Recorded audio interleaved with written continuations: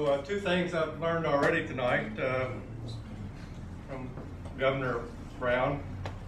I learned you don't have to be very bright in terms of knowing how to do things. So that explains how I got here. And second of all, I learned I do not want to negotiate with Jim Host. So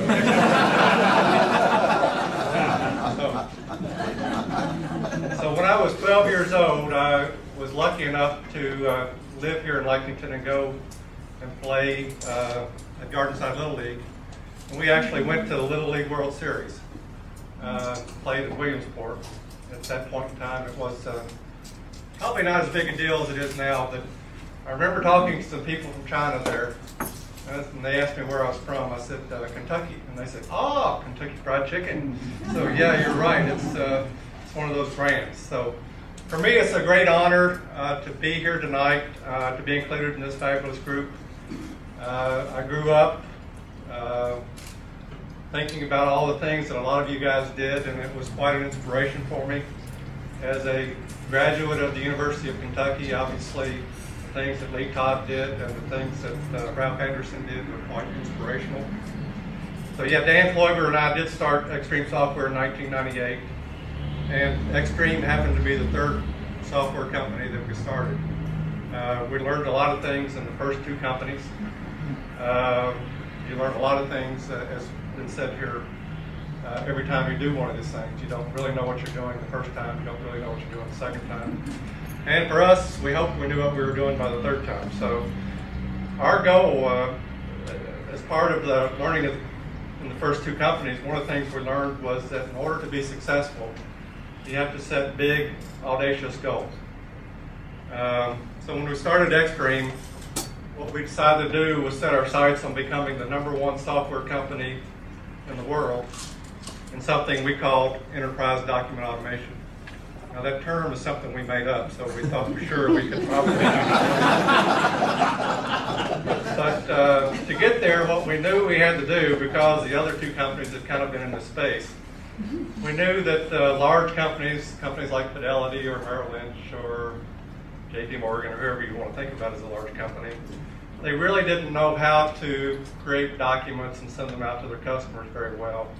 The internet was coming around. They didn't know how to take those documents and put them on the internet.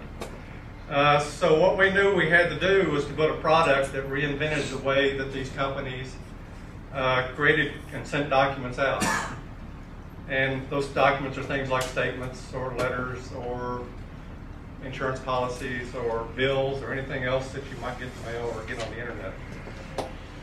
And then, once we had created that, we had to build an organization, a worldwide organization, in fact, to sell and support the product. So, when we set out the goal to be #1, we didn't really care that we didn't have any customers. We didn't really care that we didn't have any employees. And we really didn't care that we didn't have a product yet. And never mind that all of our prospective customers, every one of them, already had software that would create documents. It doesn't matter. Never mind that we would be working out of my basement for the first 2 years. Well, we had two companies before, and we knew we were going to be there for a long time. We didn't really need to see customers for a while, so we'll just do it out of the basement. And never mind that there were 5 very large software companies already in that space, 3 of which were public companies, which were well financed. Never mind that we would have to take them down if we were going to be #1.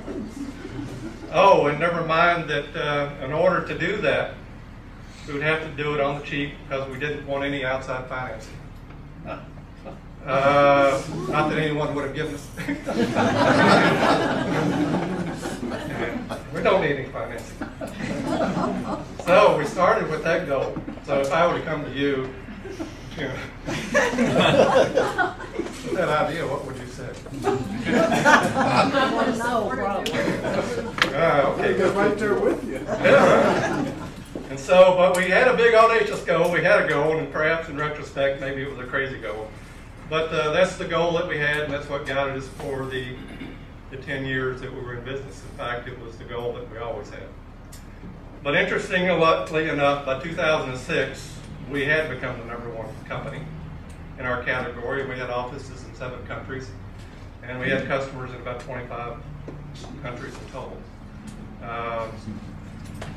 So someone, in fact, told us that about half the mail that was being sent around by big companies is being sent out by big companies in the United States, France, and England was actually created by our software.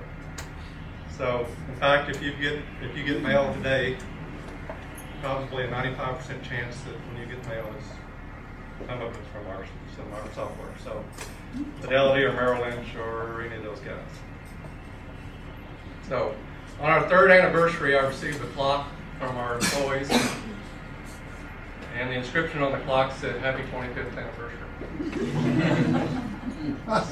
So, that in a nutshell explains the big part of our success. We owe a special thanks to all the great people at Extreme who worked so hard to make the dream come true.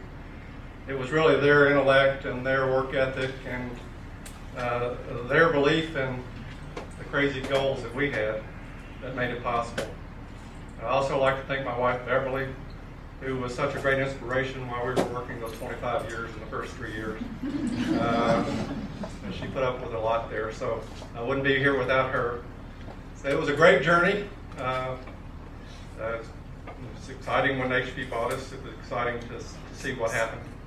I'm very proud of what happened, and it's a great honor that it could serve as an inspiration for others. So thank you very much.